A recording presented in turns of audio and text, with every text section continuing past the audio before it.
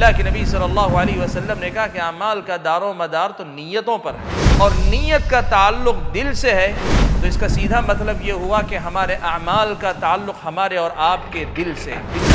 وَلَا تُخْزِنِي يَوْمَ يُبْعَثُونَ، اے میرے رب جس دن سارے لوگ دوبارہ اٹھائے جائیں گے اس دن تو مجھے رسوا نہ ہونے دے۔ ہاں، کامیاب وہ ہوگا جو اللہ تبارک و تعالیٰ کے پاس قلب سلیم لے کر آئے،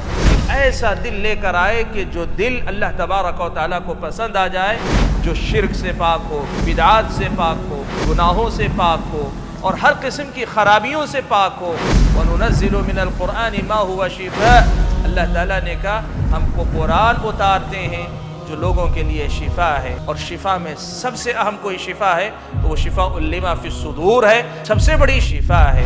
قلب سکون حاصل کرنے کے لیے کتاب و سنت کا حکیمانہ اصول جانیے شیخ عبدالحسیب مدنی کے ساتھ دل کی بیماریاں، روزانہ شام 7:30 بجے اور ہر دوپہر 3 بجے مرسی ٹی وی پر۔